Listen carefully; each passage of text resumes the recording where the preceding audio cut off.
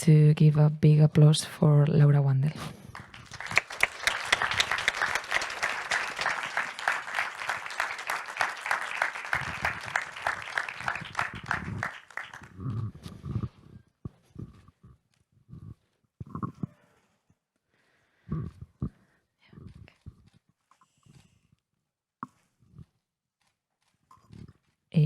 Hola, Laura. Muchas gracias por aceptar nuestra... ¿Is it working? Yeah. Okay. Muchas gracias por aceptar nuestra invitación. Antes no lo he comentado, pero Laura participó en el Encuentro de Estudiantes de Cine, cuando se llamaba Encuentro de Estudiantes de Cine, en 2007, con un cortometraje que se llama Mur. Y sí que me gustaría un poco, por hacer un poco lo mismo que hicimos con Serin Siama, recordar un poco esa época de estudiantes. No sé si te acuerdas de algo de lo que pasó cuando estuviste aquí en Donosti participando en el encuentro, pero sí que me gustaría que nos hablaras un poco de tu época de estudiante y de qué recuerdas de todo eso, y si pudieras hacer el ejercicio de pensar qué queda de todo eso ahora.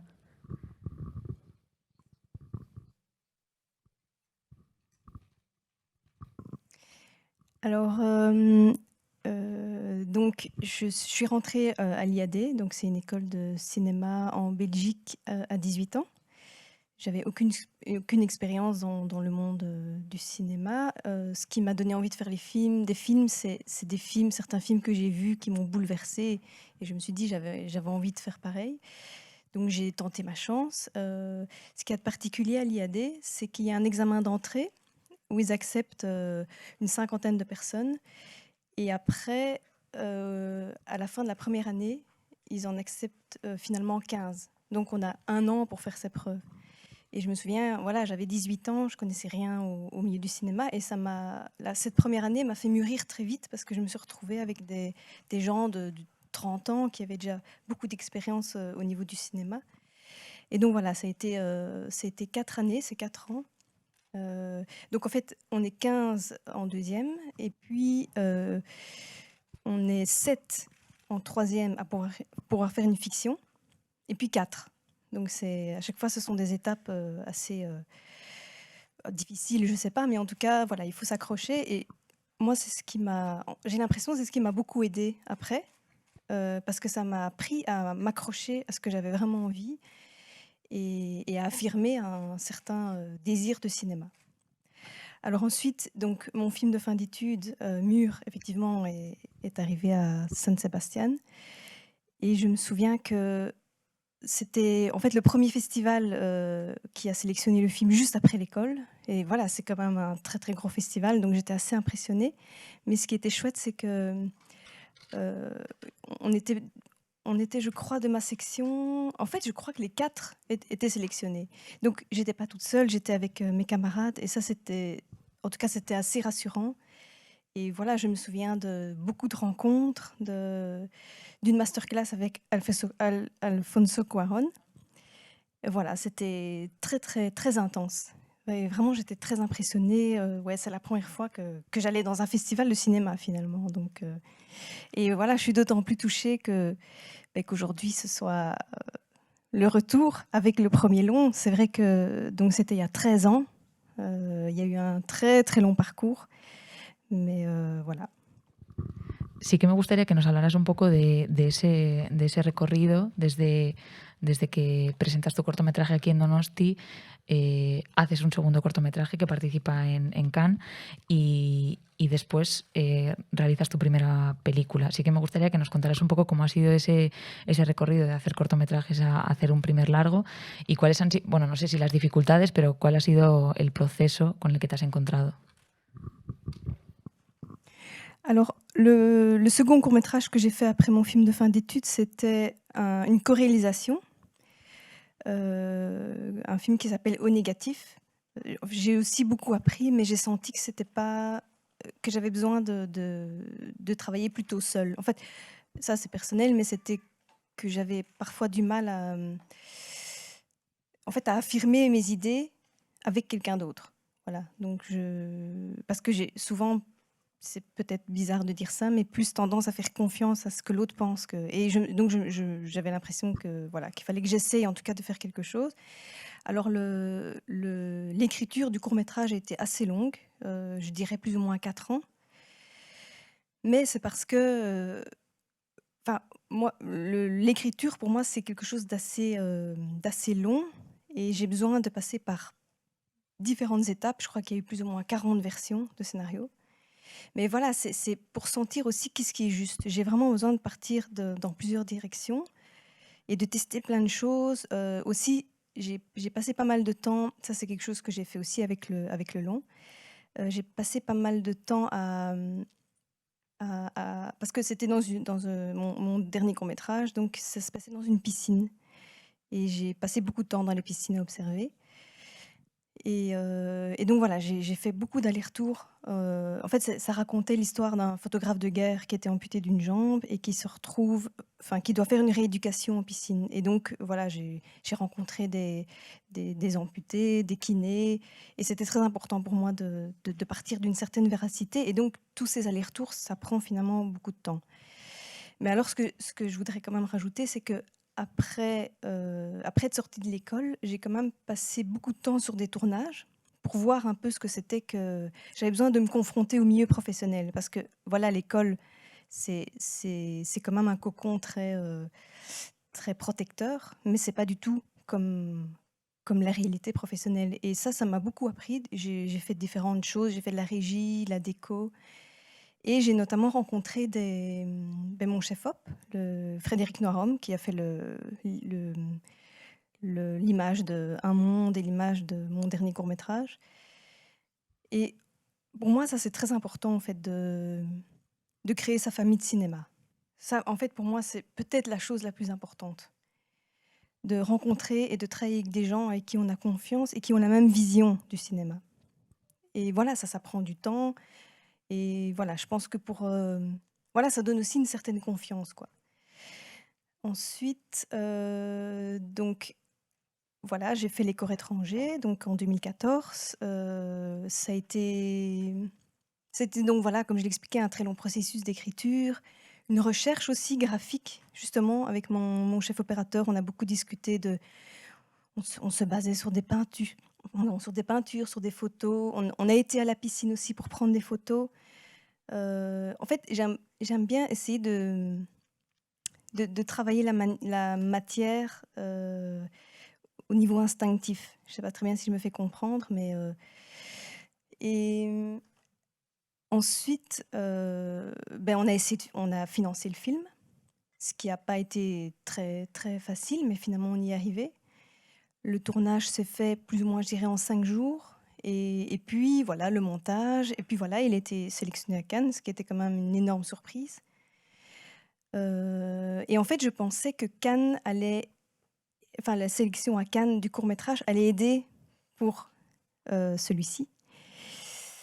C'était pas. En fait, donc, c'était en 2014, donc ça fait 7 ans. Et voilà, ça m'a pris 7 ans pour faire. Mais alors, j'avoue aussi que, de nouveau, je sentais que j'avais besoin d'aller beaucoup observer dans les écoles, de rencontrer des instituteurs, des directeurs, encore une fois, pour partir d'une certaine véracité et de faire plein de versions. Mais là, quand même, il y avait quelque chose déjà de plus... Assez vite, j'étais sûre que je voulais partir d'un point de vue d'une enfant et toujours rester à la hauteur. Donc ça, c'était quelque chose de... Déjà, instinctivement, je sentais qu'il fallait faire comme ça. Voilà, donc ça a mis 7 ans, enfin 5 ans d'écriture, donc les allers-retours entre mes recherches à l'école, des lectures.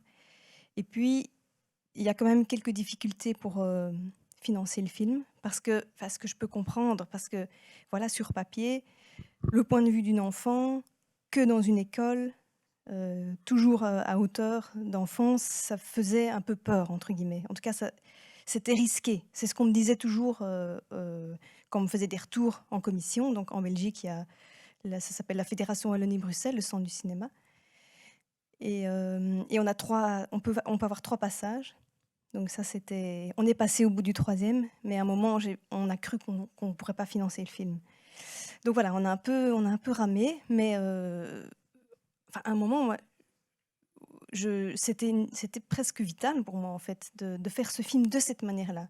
Donc j'ai vraiment, en fait, je suis assez contente et fière parce que je me suis battue jusqu'au bout pour faire ce film comme j'avais envie et je crois que c'est quelque chose de très important. De ne pas abandonner quand on sent qu'il y a quelque chose qui est nécessaire et vraiment qu'on ne voit pas la chose différemment, de tout faire voilà, pour affirmer cette vision, quoi. Voilà. Y siguiendo un poco con la película, con el largometraje, el título que tiene en francés sí que creo que hace bastante referencia porque playground, que patio de colegio sí que es muy literal, pero cuando hablas de un mundo es verdad que hay como un microcosmos ahí que se genera, que es un mundo con sus leyes y con todo sus cosas particulares. Sí que me gustaría saber de dónde viene o por qué decidiste hacer tu primer proyecto sobre este tema en concreto. Alors le désir d'écriture vient toujours d'un lieu. Ça peut paraître bizarre chez moi, mais c'est voilà, donc par exemple, le court-métrage, ça partait d'une piscine et j'ai construit autour de ça. Donc j'ai été à la piscine, j'ai vu qu'il y avait notamment des sessions de rééducation et c'est ça qui m'a donné et en même temps, l'histoire du photographe de guerre, le rapport à l'image, le rapport au regard de l'autre, tout ça. Donc c'est quelque chose qui s'est construit, au fur et à mesure et là, je sentais que j'avais envie de partir d'une école. Alors, je sens évidemment, voilà, on a tous des souvenirs positifs ou négatifs de notre passage à l'école, mais je me souvenais qu'il y avait, voilà, il y avait eu des difficultés d'intégration et je sentais que j'avais envie de partir vers ça. Je sentais aussi que j'avais envie de partir d'une histoire de fraternité, parce que je sentais que c'est finalement la fraternité quand on est enfant, mais aussi en tant qu'adulte, mais surtout quand on est enfant à l'école, c'est quelque chose qui peut nous rassurer et qui peut nous définir. Et j'avais envie de mettre à mal ça, via la nécessité de s'intégrer. Et donc j'ai été observée, comme je l'expliquais pendant des mois dans des cours de récréation et ça a vraiment nourri l'écriture et je me suis enfin j'ai senti que c'était un chemin assez juste, en tout cas. Et donc je sentais que parler de la nécessité de s'intégrer aussi, c'était quelque chose qui pouvait faire écho aussi aux adultes et à différentes phases de notre vie. Quelque chose finalement d'assez universel parce qu'on a tous besoin d'être à un moment intégrés à une communauté, on a tous besoin d'être reconnus. Parce que c'est important, enfin c'est toujours important pour moi de faire écho au monde finalement, quoi. Et j'aime beaucoup partir d'un microcosme parce que j'ai l'impression qu'au plus on part du petit et au plus ça peut faire écho. Et voilà. Y decías que tenías claro desde muy el inicio que querías partir del punto de vista de un niño o de una niña en este caso. Sí que me gustaría que nos contaras un poco cómo fue el proceso de casting para elegir a estos dos niños, pero sobre todo a Nora, yo creo, y cómo fue el trabajo con ellos, porque, bueno, sí que me gustaría como conocer ese proceso un poco. Alors on m'a toujours dit que travailler avec des enfants, c'était très compliqué, tout ça, mais enfin, moi je pense aussi qu'il ne faut pas se laisser avoir peur par les difficultés. Il faut écrire ce qu'on a envie et les difficultés, on les gérera après. Et voilà, enfin, en tout cas, il faut y aller, il me semble. Mais je sentais aussi que, évidemment, il fallait trouver une méthode particulière. On ne pouvait pas juste donner le texte aux enfants et qu'ils le répètent. Surtout que c'était vraiment important pour moi que les dialogues ne paraissent pas comme des dialogues d'adultes dans des corps d'enfants. Et donc j'ai rencontré une orthopédagogue qui avait déjà mis en place une méthode pour un autre tournage avec une enfant que j'ai vu qui a marché super bien. Donc j'ai contacté cette orthopédagogue. Et alors concernant le casting, je savais aussi que c'était sans doute des enfants qui n'avaient jamais joué, qui allaient se présenter, puisque c'est des enfants assez jeunes. Et j'essayais de trouver une manière ludique et encore une fois, de ne pas leur donner un texte et voilà, j'avais envie de dépasser, de voir qu'est-ce qu'ils pouvaient aussi amener d'eux. Et donc je me suis dit, la meilleure manière, ce serait peut-être de leur demander de me dessiner leur cours de récréation et de m'expliquer les jeux. simplement, en fait, tout simplement. Et donc j'ai fait ça avec tous les enfants et Maya, donc la comédienne qui joue Nora, je le répète à chaque fois, mais elle s'est présentée finalement assez vite. Sa famille ne venait pas du tout du milieu du cinéma et le premier truc qu'elle m'a dit, c'est je veux donner toute ma force à ce film. D'un enfant de 7 ans, c'est quand même assez incroyable. Et aussi, c'est ça pour moi la grande beauté du cinéma, c'est que la caméra aussi révèle ce qu'on voit moins peut-être à l'œil nu. Et dès qu'on a posé la caméra, on a vu quelque chose d'énorme qui se dégageait d'elle. Et en fait, peut paraître étrange, mais je ne l'imaginais pas forcément comme ça physiquement. Mais elle avait quelque chose dans l'énergie de très très volontaire qui m'intéressait, en tout cas pour le personnage de Nora. Je sentais que ça se rapprochait fort du personnage de Nora. Pour Abel, donc Günther, il s'est présenté un peu plus tard et lui, par contre, il était très... Je sentais que, en fait, contrairement à ce qu'on peut peut-être voir dans le film, c'est un enfant. Maintenant, c'est plus un enfant, c'est un adolescent, mais il est très... En fait, il est presque kinétique. Je ne sais pas si... Hyper kinétique, hyper kinétique. Donc, il est... voilà, il est complètement... Mais il y avait une grande... Enfin, je percevais qu'il y avait quelque chose de très intéressant au niveau de la sensibilité. Et donc, je me suis dit, ouf, ça va pas être facile avec lui, mais je prends le risque et voilà. Et donc, on les a fait se rencontrer, ça a très, très bien fonctionné. Et pareil avec les autres enfants, en fait, à partir du moment où on avait choisi Maya, on a testé différentes choses avec différents enfants, en fait. Parce que c'était vraiment important qu'il y ait aussi une véracité par rapport au groupe et qu'il y ait quelque chose qui circule déjà. Alors, le film, donc on a eu du mal à avoir les financements. Donc, on a dû reporter le tournage à 1 an. On a eu très peur, évidemment, que les enfants grandissent trop, mais ça a été. Et alors, ça m'a permis, surtout vis-à-vis de Maya, parce que Maya ne savait pas nager. Et donc, j'en ai profité pour lui apprendre à nager, en fait. Ce qui a créé un grand lien de confiance. Et aussi, j'ai vraiment appris à la connaître. Et pour moi, ça, c'est aussi le travail finalement avec les comédiens. C'est aussi tout ce qu'il y a à côté. Par exemple, pour la relation des enfants et de leur père avec Karim Leclou, on n'a jamais travaillé les scènes, mais on a été quelquefois à la piscine ensemble simplement pour qu'ils apprennent à se connaître et aussi qu'il y ait un rapprochement naturel au niveau des corps. Et alors, la méthode de travail propre, ça a été assez long. On a travaillé plus ou moins 3 mois avant le tournage, tous les week-ends. On faisait en fait différents groupes, donc le groupe de Abel et Nora, le groupe des amis et un groupe avec tous les enfants. Et donc la première étape, évidemment, c'était de les habituer à ne pas regarder la caméra, puisque voilà, ils n'avaient jamais joué pour la plupart. Ensuite, ce qu'on faisait, c'est qu'on leur expliquait le début d'une scène et on leur demandait, à votre avis, qu'est-ce qu'ils pourraient dire, qu'est-ce qu'ils pourraient faire, et on discutait beaucoup et on arrivait toujours plus ou moins à ce qui était écrit dans la scène. Ensuite, la seconde étape, c'était de leur demander d'improviser par rapport à ce qu'ils avaient proposé pour qu'ils intègrent aussi au niveau l'action, au niveau de leur corps et qu'ils puissent encore proposer des choses. Et moi aussi, ça me permettait du coup de noter des choses intéressantes qui n'étaient pas forcément dans le scénario. Donc, continuer aussi l'écriture à ce moment-là. Et la dernière étape, c'était qu'ils dessinent ce qui venait d'improviser et ce qu'on venait d'établir.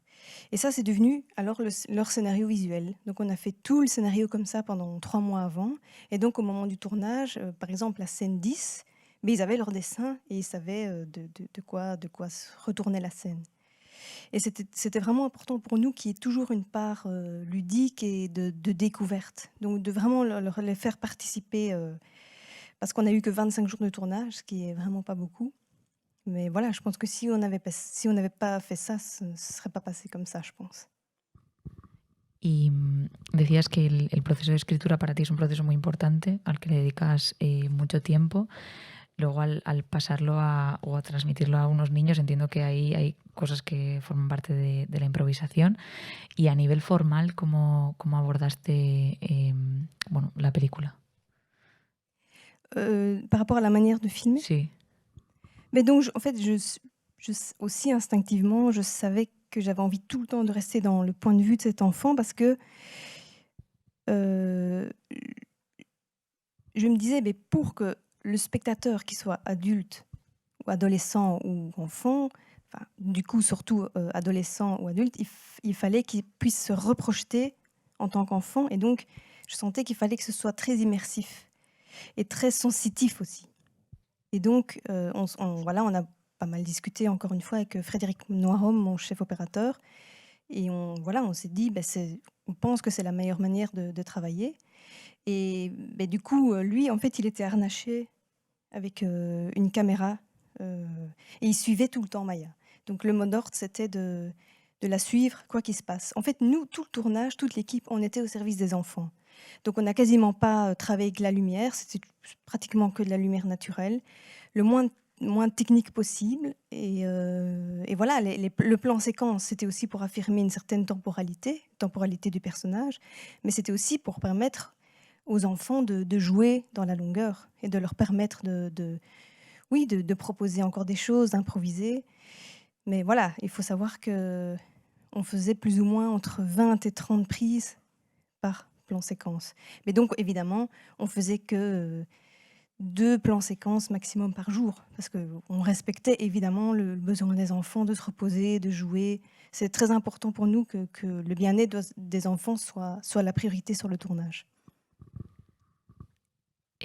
Vamos a abrir el turno de preguntas.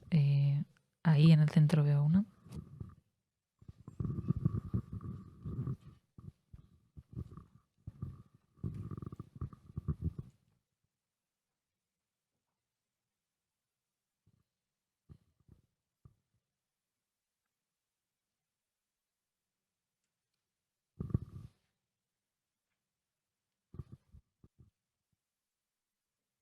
Hello. Hello. Thank you very much for your film. It made me feel a lot of things I'm still processing. I very much thought the first sequence in particular was very, very powerful. And when you talked about creating a space where people could project, I was projecting a lot into that scene, and how the relationship of Nora was with Abel and with her father, and like her fear of going into the milieu that you're about to explore, and brutality of the milieu. And I was just wondering if you could be if I could ask more specifically, because I found that scene so powerful, what direction you gave her for that scene, for the scene with Abel and her father and her being scared to go into school. Like what direction did you, I mean, how did you get that out of her? If that makes any sense.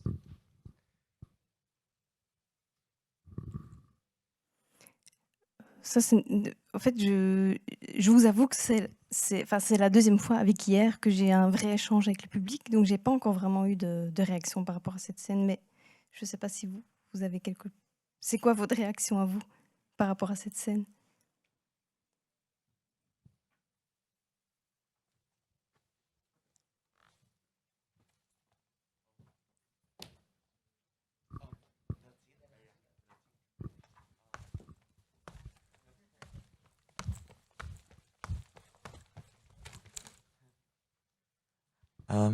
I mean, for me, it was a very it connected with me very personally. Because when I was about 4 years old, my first time to go to preschool, I really didn't want to go and leave my mother, and I would ask the teacher to tie my mother to the school gates. So it really connected with me, like Nora's fear of going into that milieu.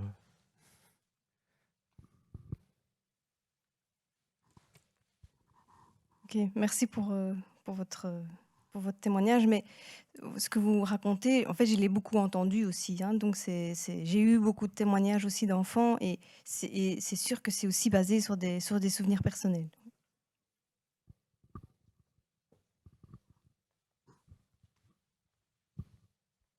Can I ask in French my question? Okay. Donc, moi, ma question, c'était est-ce que, parce que ce film, quelque part, c'est un peu un film d'horreur qu'on a tous vécu étant enfant, enfin, peut-être pas les gens populaires, mais est-ce que vous aviez cette intention est-ce que le film d'horreur était une référence par rapport au sujet qui est assez violent quelque part quand vous avez fait le film? En fait, on me parle souvent de cette référence de film d'horreur, mais ça n'a jamais été vraiment le cas, en fait. Donc, mais ça, c'est quelque chose, par exemple, que je suis très contente que le spectateur s'approprie le film comme il a envie. Et c'est ce que j'essaie de créer aussi, mais vis-à-vis de la mise en scène, vis-à-vis du hors-champ surtout. En tout cas, je pense que les films d'horreur, il me semble que ça fonctionne beaucoup comme ça. C'est le hors-champ, enfin pas tous évidemment, mais certains, en tout cas ceux moi qui me font le plus peur, c'est le hors-champ qui crée la peur finalement. Et donc c'était une volonté de permettre au spectateur de projeter des choses de lui, de son expérience, pour qu'il puisse participer au film.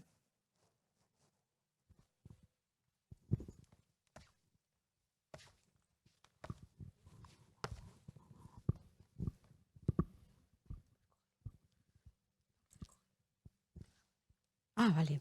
A ver, yo, por mi condición de profesora, la verdad es que os he sentido la crueldad de unos niños sin pensar en el alcance que puede tener esas actitudes y esos hechos. Usted no, o sea, pudo prever un poco hasta dónde podía llegar todo eso. Ahora mismo, yo he dicho, estas situaciones de un niño que se cierra a sí mismo, que no quiere contar lo que le pasa, esta es una tendencia al suicidio, o sea, como ha pasado muchas veces. Entonces, también he visto un padre muy superprotector, pero he visto un poco, yo como pedagoga y como profesora, que no ha habido una intervención. A ver, quiero conectar un poco también con el mundo de la realidad. No he visto que hubiera habido una actuación a nivel docente, a nivel profesor. Ahí ¿cómo se podría solucionar? Bueno, ¿qué posible solución se le podría dar para que tuviera, a ver, como una referencia buena cara a la realidad y a la situación actual que está pasando en muchos colegios y en la vida real? Muchas gracias. Alors, par rapport à la réaction des adultes, en tout cas, moi, ce que j'ai essayé de montrer, c'était vraiment important pour moi de ne pas porter de jugement sur comment ils agissent, mais de montrer qu'ils sont simplement démunis et qu'ils n'ont pas le temps de réagir. Que la surveillante, elle est occupée par plein d'autres enfants. Et en fait, le problème, c'est ça, c'est qu'il y a plein d'enfants et il n'y a souvent pas le temps, ou peut-être qu'ils ne voient même pas les choses, tellement qu'il y a des choses qui se passent en même temps. Alors, ils essayent quand même de faire des choses. Donc, il y a la réunion chez le directeur. Il y a quand même l'institutrice de Nora, Madame Agnès, qui l'écoute. Finalement, c'est la seule, peut-être, qui l'écoute et qui lui transmet une bienveillance. Alors, je ne sais pas comment vous avez perçu la chose, mais pour moi, le fait que cette institutrice écoute Nora, c'est peut-être ce qui lui donne la force. Et instinctivement, je pense qu'elle apprend énormément de cette institutrice parce qu'à la fin, finalement, elle arrive à arrêter la violence par un geste de bienveillance. Et ça, c'est quelque chose, en tout cas, de très important que j'ai voulu mettre en avant. Je ne sais pas si ça se ressent. Mais pour moi, finalement, Nora, c'est un apprentissage et elle ressort grandi, entre guillemets, de ça. Et c'est important aussi pour moi de finir sur un geste qui n'est pas de l'ordre de la parole, mais plutôt voilà, un geste de bienveillance. Et par rapport à la solution, je vous avoue que mon travail de cinéaste, entre guillemets, c'est de montrer une situation, mais c'est vrai que je ne pourrais pas répondre à cette question, en fait. Enfin, oui, je ne sais pas. Alors, dans ce que j'ai pu observer dans les médiations, je peux juste vous expliquer ce que j'ai observé et ce qui me semble, en tout cas, avoir fonctionné, ou en tout cas, est une belle piste de réflexion. C'est dans une école où j'ai été... en fait, ils faisaient des jeux de rôle dans une médiation. Ils faisaient des jeux de rôle où chaque enfant passait par les différents statuts, donc bourreau, victime et témoin. Et c'était des jeux de rôle pour leur permettre en fait de comprendre ce que vit l'autre et d'être plus en empathie. Et ça, par exemple, c'est quelque chose que j'ai trouvé assez beau. Il y a aussi autre chose que j'ai observé qui était, il me semble, peut-être, en tout cas, quelque chose à mettre en place, je ne sais pas, mais j'étais dans une école où, évidemment, il y avait un surveillant, une surveillante, mais il y avait par récréation 3 médiateurs enfants. Et lorsque des enfants avaient des conflits ou des problèmes, ils allaient soit voir les médiateurs, soit c'est les enfants qui allaient voir les médiateurs, et ils s'isolaient dans un coin et ils essayaient de faire un contrat et de comprendre ce qui se passe et de faire un contrat pour que la chose ne se reproduise plus. Et donc tout ça, c'est des petites pistes. Alors, je ne sais pas si c'est la solution, mais en tout cas, encore une fois, moi je parle de ce que je connais, donc c'est-à-dire la Belgique. Il y a des choses qui sont en train de se mettre en place et vraiment voilà, c'est quelque chose qui est un sujet très sensible et auquel évidemment il faut faire très attention, mais je sens en tout cas qu'il y a vraiment des choses qui se mettent en place. Et si ce film peut, voilà, aider à en parler, ce serait, pour moi, c'est l'idéal, évidemment. Sí, yo también he visto el cambio de actitud de la niña, de Nora, con una simple confianza que le ha dado la profesora. Pero, a ver, yo hago como una especie de llamada a profesores, también yo implicándome a mí misma, a estar muy al tanto ahora mismo de todas estas crueldades que se dan en los niños, que quizá ellos no se dan cuenta, pero que tienen que hacerles pensar un adulto para que vean que el alcance y la maldad que puede llevar a otras personas a tomar decisiones pues muy trágicas en la vida.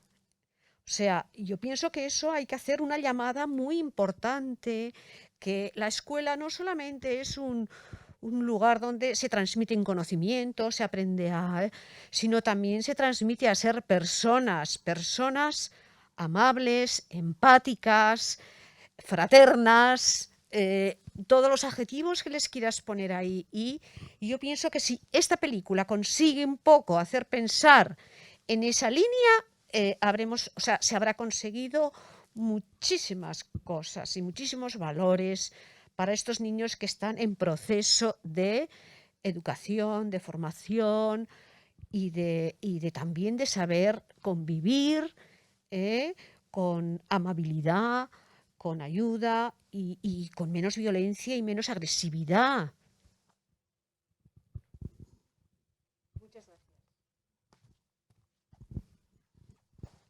Hola Laura, muchas gracias por la película, felicitaciones. Justamente esta semana había estado leyendo un artículo sobre el proceso tan violento que es entrar al colegio, de la forma en que se maneja y entonces estaban hablando unos pedagogos acerca de qué otras formas podría ser ese ingreso a vivir en comunidad, que es como también una cuestión de no, ya tienes que ser independiente, ya tienes que crecer, todo eso, pero que muchas veces genera violencias, que es lo que vemos también en la primera escena, que justo me recordó esto, y más adelante también el cambio de profesora y también como esas microviolencias que se dan en los ambientes escolares que de alguna forma también siguen generando también este tipo de violencias. Quería preguntarte en estas escenas que habían sido igual duras, ¿no? Entre los niños, quería saber cómo las habías manejado, sobre todo cómo había sido al final del rodaje el proceso de salida con Gunther y Maya y qué dijeron ellos de la película al final. Gracias. Alors, ils ont découvert le film. Alors déjà, après chaque journée, on faisait une sorte de météo pour savoir comment ça s'était passé pour eux. Donc, on discutait beaucoup, encore une fois, de savoir comment ils se sentaient par rapport à tout ça, mais aussi ce qui est très important qu'on a fait, c'est qu'ils fassent évidemment bien la distinction entre le personnage et eux. Et ça, c'était aussi une des méthodes qu'on avait mis en place sur le tournage, c'est qu'on avait une petite sonnette et dès qu'on tournait, on activait la sonnette, ils rentraient dans le personnage, donc c'était plus eux. Et dès que la scène était finie, on ressonnait la sonnette et ils redevenaient eux. Donc pour qu'ils fassent vraiment la distinction entre les deux. Donc effectivement, donc pendant tout le tournage, on a vraiment veillé à ce que... Mais en fait, ça peut paraître dingue, mais entre les scènes, ils étaient morts de rire. Enfin, c'est vraiment... je pense qu'ils se sont beaucoup amusés en fait sur ce tournage. Je pense qu'ils ne se rendaient pas vraiment... Enfin, si, ils se rendaient compte évidemment de ce qu'ils faisaient, mais eux, c'était plutôt un amusement. Et alors, à la première à Cannes, bon, Maya, elle était... encore une fois, je pense que... Donc maintenant, elle a 11 ans. Hein. Évidemment, elle est un peu plus grande. Elle a grandi. Mais je pense qu'elle était très touchée de voir finalement qu'est-ce que ça donnait au final. Et je crois qu'elle est très fière parce que comme elle a dit au début, elle a donné toute sa force. Et elle est très fière de ce qu'elle a accompli et elle peut l'être. Et alors, concernant Günther, lui, il me disait il n'était pas vraiment rentré dans le film parce qu'il passait son temps à se souvenir de ce qu'ils avaient fait et des choses qu'il avait oubliées. Parce qu'il faut savoir que on a tourné ce film il y a 2 ans. Donc voilà, avec la pandémie, tout ça et tout, la projection à Cannes a été repoussée. Et voilà, je ne sais pas si je réponds à votre question, mais alors aussi ce que je voulais préciser par rapport effectivement aux micro-violences, c'est tout à fait ça. C'est que j'ai l'impression parfois peut-être en tant qu'adulte, on ne se rend pas toujours compte qu'une toute petite chose, par exemple la peur de Nora avec les enfants enterrés, ça peut nous faire sourire en tant qu'adulte. Mais pour elle, c'est une vraie peur et c'est une vraie peur existentielle. Et voilà, la définition de la peur, elle est la même pour un enfant ou pour un adulte. Sauf que c'est pas les mêmes... comment est-ce qu'on peut dire ça? Les mêmes catégories. Enfin, vous voyez ce que je veux dire? Et voilà, ça c'est une chose. Et aussi l'autre chose, c'est... Moi, je pense que la violence et la cruauté, elle vient parce qu'il y a une blessure. Et que c'est peut-être que la blessure n'a pas été écoutée et reconnue et que finalement, c'est la seule arme pour l'enfant c'est la seule arme face à ce qu'il ressent, en fait, finalement, la violence. Voilà. Enfin, c'est ce que j'ai essayé aussi de montrer avec ce film, mais voilà.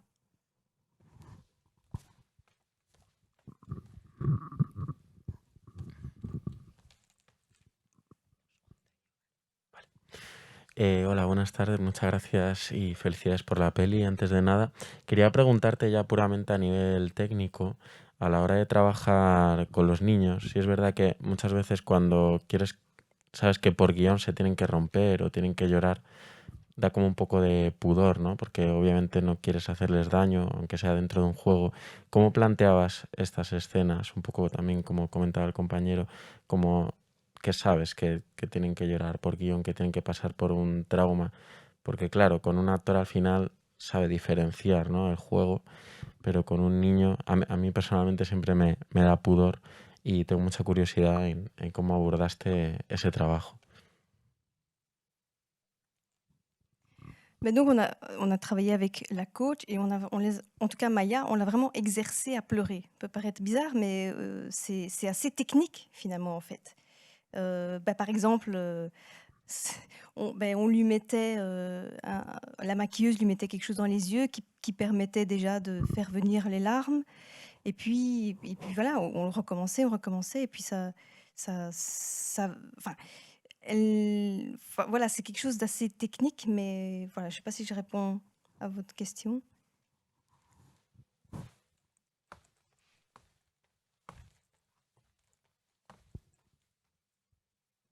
Sí, muchas gracias. Es verdad que lo del mentol que comentas sí es muy práctico, pero es verdad que a mí al menos en la película sí que lo he recibido muy orgánico, por eso me llamaba la atención. No sé si era también en base a impro, a veces surgía, o si casi siempre era a base de mentol, pero yo desde luego lo he recibido como muy orgánico, como que era muy de verdad.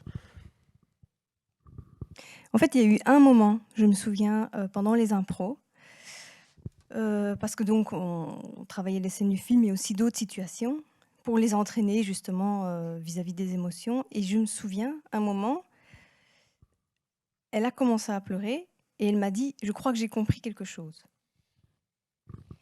Et là, j'ai senti que moi, il fallait pas que je rentre dans cette sphère. enfin, la coach et moi, on s'est dit, ok, elle a compris quelque chose, on va pas dénaturer ça. Et voilà, du coup, c'est comme si elle avait ouvert une petite porte chez elle. Et ça peut paraître assez dingue, mais elle arrivait toujours facilement à pleurer comme ça, en plus de l'aide technique et tout ça. Yo creo, este chico de aquí abajo lleva bastante rato con la mano levantada.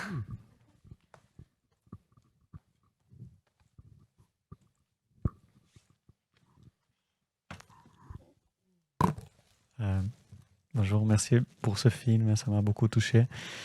Et j'ai deux petites questions, mais la deuxième donc, a déjà un peu été demandée. La première, c'est si j'imagine le film de Claire Simon, Récréation, si c'est une des références aussi un peu de point de départ pour ce film, et si oui, dans quel niveau, si visuel ou de contenu ou des autres choses. Et l'autre chose, c'est ben voilà, j'étais aussi intéressé à la manière de travailler avec les enfants. Vous avez déjà répondu beaucoup, mais je voulais savoir, donc avec les enfants, j'étais étonné de savoir que vous avez tourné beaucoup de plans, fait beaucoup de prises. Donc je me demandais, vous voyez plutôt que le plus vous tourniez, le plus on arrivait à une précision, ou qu'au contraire, quand même avec les enfants, c'était les premières prises qui étaient les plus fortes. Voilà. Alors concernant le Récréation de Claire Simon, c'est pas ça qui m'a donné l'envie mais je l'ai regardé justement en cours d'écriture et évidemment ça a renforcé encore plus mon désir voilà, d'écrire là-dessus et j'étais assez fascinée par la manière dont elle arrive aussi elle, avec la réalité, à rentrer dans cette cour d'école et à complètement se faire oublier et de montrer, entre guillemets, les mécanismes de domination. Et vis-à-vis des références visuelles, on avait comme référence visuelle le Fils de Saul, de Laszlo Nemes, donc qui travaille aussi beaucoup le hors-champ et le flou et d'être très, très en immersion, et aussi Rosetta, des Frères Dardenne. Ça, c'était vraiment nos deux références visuelles. Et concernant la deuxième question... Ah oui, en fait, au plus on faisait des prises, parce qu'au début, ils voilà, ils jouent, il faut toujours un temps pour qu'ils rentrent, entre guillemets, dans la concentration du travail. Et c'est vrai qu'au plus on faisait des prises et au mieux ils s'amélioraient, mais je pense que adulte ou enfant, à un moment, ils lâchent prise, en fait. Et ils ne jouent plus, entre guillemets. Ça devient, en fait, ça devient naturel. Voilà. Et donc, oui, au plus on faisait des prises et au mieux ils s'amélioraient.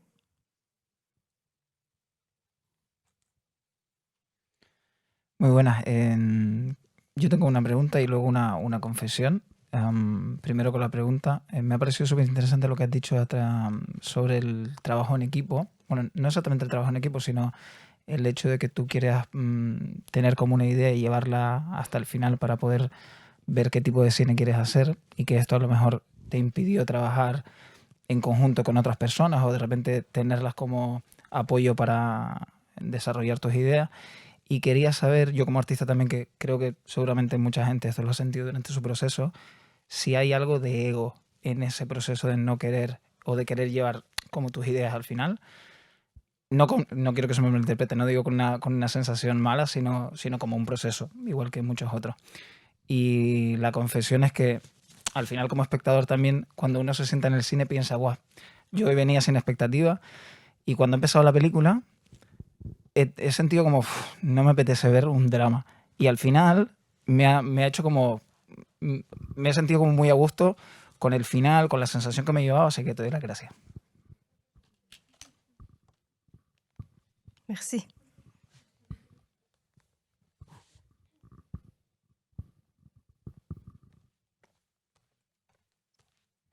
Mais vous aviez une question ou pas, finalement?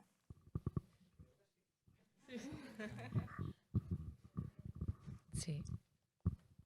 Ha hecho una pregunta sobre el proceso de trabajo, el proceso que tienes, que haces tú sola, y si hay algo de ego en todo eso. No sé si igual no lo estoy diciendo del todo bien, pero bueno, puedes tú añadir algo si quieres. J'ai pas eu la traduction.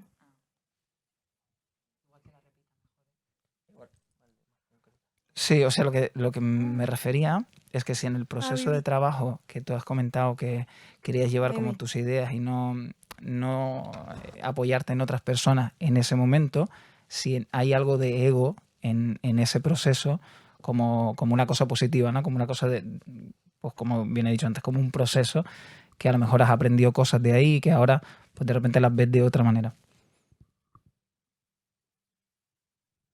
Mais en fait, je parlais surtout de la co-réalisation, ce qui est encore autre chose, évidemment. Parce que travailler en équipe sur un tournage, bon, évidemment qu'on a besoin de travailler en équipe, mais là, je parlais vraiment de co-réaliser à deux. Et moi, ce que j'ai ressenti comme difficulté, mais voilà, ça c'est un problème personnel, entre guillemets, c'est que j'avais plus tendance à faire confiance à l'autre et donc finalement à m'oublier un peu et de pas arriver à affirmer peut-être mes idées et donc peut-être à me perdre. Est-ce que c'est de l'ego? Je sais pas, oui, sans doute qu'il y a une part d'ego, mais en tout cas, je me perdais un peu. Je sentais que c'était pas, voilà, je sais pas si je réponds à la question. Voilà, OK.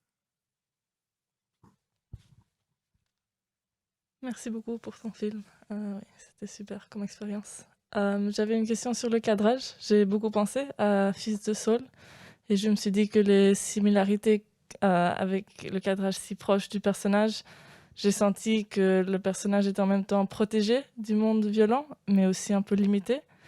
Et je me demandais, toi, qu'est-ce qui t'a attiré tellement à ce cadrage et quand, dans le développement du film, tu as su que c'est ce cadrage que tu te voulais utiliser pour le film? Mais j'ai senti que assez vite, en fait, dès le début de l'écriture. Et aussi, j'avais l'impression que le fait de tout le temps rester proche de Nora, c'est comme si c'est elle, finalement, qui dirigeait la mise en scène et que c'était le réceptacle du hors-champ, qu'elle permettait le réceptacle du hors-champ. Donc j'expliquais que la notion de hors-champ, pour moi, mais dans tous mes films, entre guillemets, c'est quelque chose de très important parce que ça fait participer le spectateur et ça, pour moi, c'est essentiel que le spectateur puisse participer et qu'il puisse... Parce que c'est un partage aussi. Enfin, j'essaye oui, que ce soit, enfin, entre guillemets, donnant-donnant, quoi. Que le spectateur, voilà, enfin, je répète ce que je disais, mais que de donner une place au spectateur aussi. C'est pas que moi qui arrive avec mes images. Non, moi, ça m'intéresse vraiment que le spectateur participe à la création du film, quoi. Voilà. Je sais pas si je réponds correctement. Tenemos tiempo para una última pregunta, así que... Merci beaucoup pour ce film. C'est vrai, après tous les commentaires, que finalement, on rentre dans un film dans lequel, évidemment, on a, nous, vécu beaucoup de choses, non seulement en tant qu'enfant, mais aussi en tant que parent. Et que il y a cette partie violente, mais dans le fond, il y a un équilibre. C'est-à-dire, il y a tous les points de vue, il y a beaucoup de sentiments ensemble. Et je me demandais, avec cette fin magnifique, qui finalement est une fin d'espoir, à quel moment tu as su que c'était cette fin? Et si c'est une fin à toi ou c'est quelque chose qui était écrit depuis le début? Je savais que en fait, la fin, c'était presque ça, mais pas tout à fait. Donc je savais qu'il y avait une embrassade et après c'était... Normalement, on filmait Nora et Abel qui retournaient dans l'école et on les quittait comme ça. Mais je sentais qu'il fallait finir la fin, enfin il fallait finir de manière très abrupte. Parce que ça aussi, c'est quelque chose en tout cas, que j'aime explorer, c'est de couper dans l'émotion. Je ne sais pas expliquer, mais j'ai l'impression que comme ça, le spectateur reste en suspens et c'est comme si ça le... Je ne sais pas expliquer, en fait. C'est difficile, mais c'est instinctif. Et aussi, en fait, alors peut-être enfin, je tiens quand même à dire qu'il y a beaucoup de scènes qu'on a enlevées du film parce qu'elles fonctionnaient très bien en tant que telles, mais dans le montage, elles ne fonctionnaient pas. On sentait qu'il y avait quelque chose qui ne fonctionnait pas, et ça, c'est quelque chose, je crois qu'en tout cas, j'essaie toujours d'être attentive à ce que le film a besoin. Et alors c'était difficile de les jeter, les scènes, parce qu'il y avait des très belles scènes qui fonctionnaient, mais je ne sais pas pourquoi ça ne prenait pas. C'est comme si au montage, à un moment, le film disait, il rejetait les scènes qui n'avaient pas besoin. Et voilà, c'est quelque chose, je crois qu'il faut être attentif et qui peut parfois être douloureux pour un réalisateur, c'est de jeter des scènes. Mais voilà, il faut être vraiment attentif à la cohérence finalement. Et c'est ça qui est important, c'est la finalité du film. Voilà. Muchas gracias, Laura. Merci beaucoup. Espero que podamos seguir viendo tus próximos trabajos y que así podamos ser testigos de todo el recorrido y de lo que viene después. Muchas gracias a todos por estar aquí. We are finishing this edition and we are really happy with these 3 days. So the only thing left, and this is just a message for the people taking part in the next section, it's the prize ceremony. So we will see each other in a few hours in the Cursal. So thank you very much. Eskerrik asko guztioi.